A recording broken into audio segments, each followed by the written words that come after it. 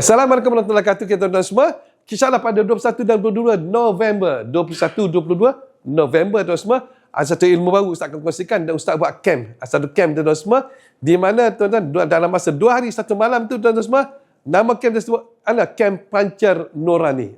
Camp Pancar, apa Pancar Nurani? InsyaAllah Tuan Ustaz akan kongsikan. Ada 3 ilmu Ustaz akan kongsikan dan salah satu, tuan-tuan semua, ilmu tersebut akan membuka, kena anda amalkan, maka tuan-tuan, dia akan membukakan ke-7 cakra. Ramai orang amal, ramai orang mengamalkan amalan-amalan untuk membukakan cakra. Daripada cakra dasar, cakra sampai cakra 7 dan semua tak terbuka-buka dan semua.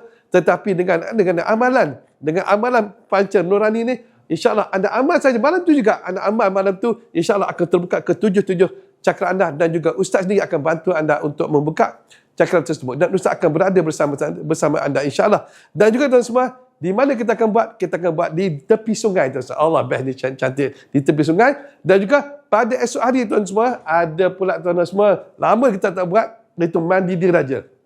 Biasa Ustaz akan buat mandi biasa, tapi kali ini mandi raja. Mana tuan-tuan?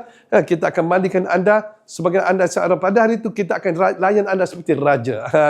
Raja bukan sehari, raja beberapa minit je. InsyaAllah kita akan mandikan anda, di mana segala energi negatif anda akan dikuraskan keluar berdasar pada air yang dicurahkan ke atas badan anda. Malam tu anda buat pada malam tu anda akan buat amalan Pancar Nurani, yang mana dia akan kuraskan juga energi anda, bahkan akan membukakan 7 cakra anda.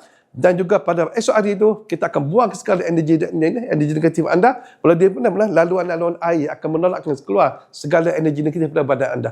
Tuan-tuan bayangkan, berapa tahun dah ramai orang yang bertahun-tahun, berpuluh tahun nak buka ke-7 cakra tidak terbuka. Ada yang terbuka 1, ada yang terbuka 2, ada yang terbuka 3, nak terbuka ke-7 payah. Tetapi dengan kaedah amalan kan dah Pancar Nurani ni, maka malam tu juga akan terbuka ke-7 cakra. InsyaAllah kalau anda bernasib baik, tuan-tuan semua, wallah alam, ada setengah guru-guru kata anda dapat melihat perkara-perkara yang gaib yang Allah Taala kurniakan kepada anda. InsyaAllah, mana tahu anda salah seorang daripada orang yang terbuka cakra ajna yang berada di kat sini, tuan. InsyaAllah, kalau boleh daftar awal.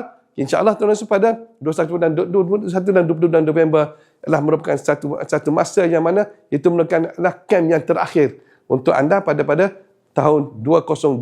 InsyaAllah pada tahun depan 2027 kita buat camp lain pula, insyaAllah. Kalau cepat boleh daftar cepat, insyaAllah.